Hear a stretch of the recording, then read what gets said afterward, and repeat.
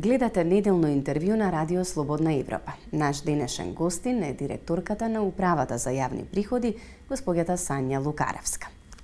Госпоѓа Лукаревска, во овој период актуелна е електронската регистрација на персоналниот данок на даночните обврзници. Како се одвива засега процесот и колку лица досега ја извршиле или ја исполниле оваа своја обврска?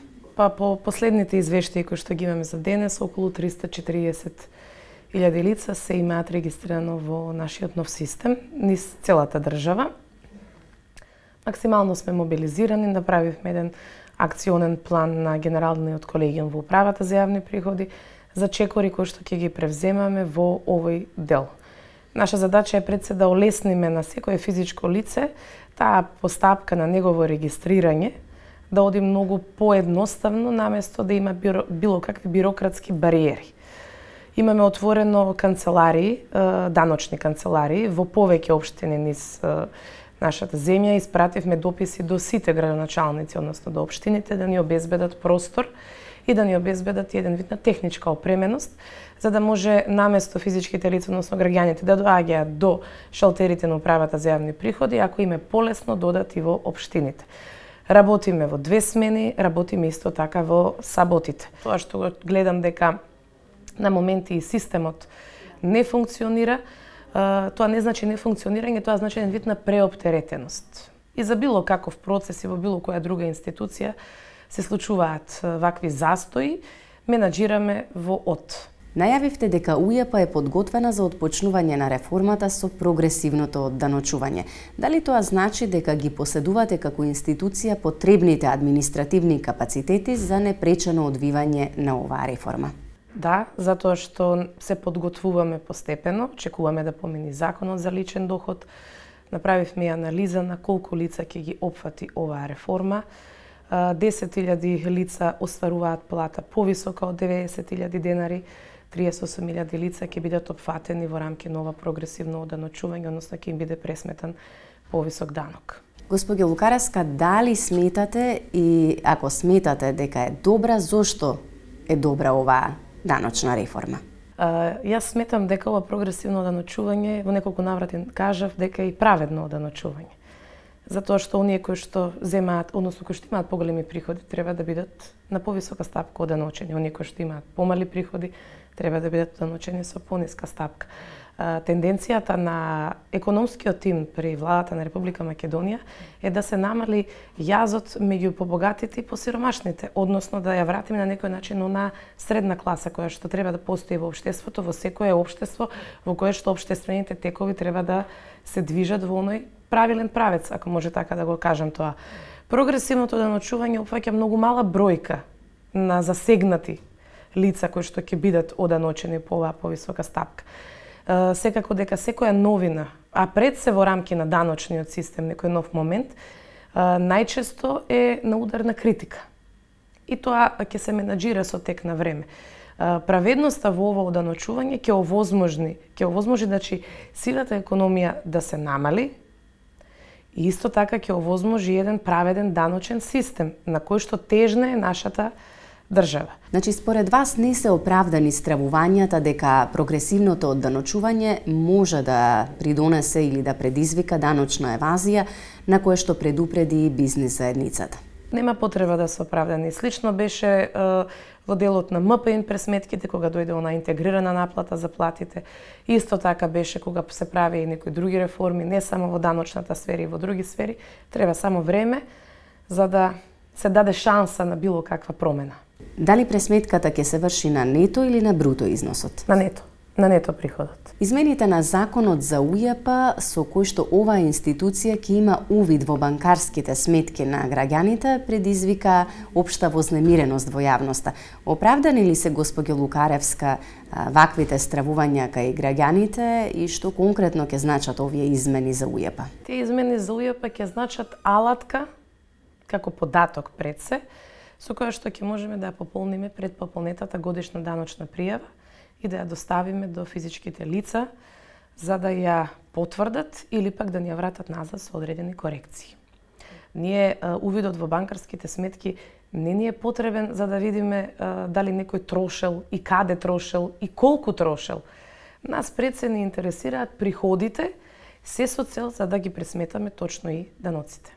А не за да, како што беше кажано, дека ќе имаме комплетен увид, па не знам за какви ли непотреби ќе ни требаат, па дека тие информации може да бидат злоупотребени и така натаму. Таа заштита на податоците ја гарантирам дека ќе останат тие податоци исклучиво за потребите за оваа реформа. Дали сте задоволни од наплатата на даноци за оваа година и кои се оние сектори во економијата каде што најслабо оди наплатата? Па, наплатата можам да кажам како една основна работна задача на управата за јавни приходи оди одлично. Нашата основна цел е нели да го полниме буџетот и мислам дека тоа совршено добро го правиме. Сега за сега. Податоците кои што ги имаме како податок за оваа година и ги споредуваме со претходните години, дали на месечно, дали на периодично ниво, сега да имаме надминување на планот и на наплатата. И повторно се потврдува фактот на економскиот тим дека 2019 година со гаранција треба да ја сметаме за економска година. Госпоѓо Лукаревска, до каде се активностите околу проектот Повеќе пари за граѓаните, кој што беше најавуван во предизборната кампања на СДСМ, а со кој што е предвидено на граѓаните да им се враќа по 15% од платениот ДДВ? Кога конечно ќе ја видиме оваа реформа на дело? Па светлото на денот оваа реформа ќе ја доживее во 2019 година. Сега имаме направено одредени работни групи, заедно и со Министерството за финансии, и тука и Министерството за информатичко општество и администрација, и би требало во 2019 година да обзнаниме како ќе се одвива целиот овој процес на поврат на 15% ДДВ кај граѓаните, што е мощно корисен и навистина ќе помогне многу да граѓаните изрично бараат да им се издава фискална сметка, така да сите оние кои што сега не издаваат фискални сметки и се уште издаваат компјутерски сметки, ќе имаат голем проблем. Исто така ќе има и мала можност да има сторнирање на фискалните сметки. Поефикасна и побрза администрација, избегнување на често менување на законските регулативи, двојно намалување на казните се најчестите барања на бизнис заедницата. Колку имате слух за нивните барања и што според вас е прифатливо од ваквите барања? Ве конкретно, дали вие сметате дека казните во даночната политика се превисоки? Во одредени сегменти сметам дека се превисоки казните. Во Законот за прекршочна постапка, односно Законот за прекршоците, има одредени неправилности кои што се детектираат како момент на едукација, односно за нив не е предвидена никаква казна. А навистина станува збор за грубо кршење на законот. Например, ако ние наидеме или утврдиме дека станува збор за нерегистриран даночен обврзник, кој што многу фино си работи, за сметка на тоа да некој што е регистриран и се ги менаџира сите своји обврски спрема државата, едноставно станува збор за едукација само. Ние сакаме ваквите неправилности да ги ставиме во рамка на прекршок. Сакам да ги слушнам сите оние проблеми кои што ги имаат коморите, бизнис заедницата, независно за каков сегмент станува збор, меѓутоа треба да ја сватат и реалноста дека основната задача на управата за јавни приходи е да го полни буџетот и со тоа да ги овозможува економските текови да функционираат непречено. Ако ние правиме отстапки во многу сегменти, во тој случај на крајот ќе немаме од каде и да овозможуваме општеството да функционира. И секако сме кажали, и јас сум кажала со самото моје доаѓање на оваа позиција дека пред се и над се да изградиме еден партнерски однос со даночните обврзници, ама да имаме и меѓусебно разбирање и пред се меѓусебна доверба. Сега имаме случај во делот на повратот на ДДВ, каде што некои подучени даночни обврзници, тоа исклучиво од страна на наши вработени лица, да прават корекција на ДДВ пријавите и врз основа на тоа да бараат поврат. Тоа е навистина голем проблем и со тој проблем ќе се бориме и понатаму. И со вработените внатре, а и со даночните обврзници.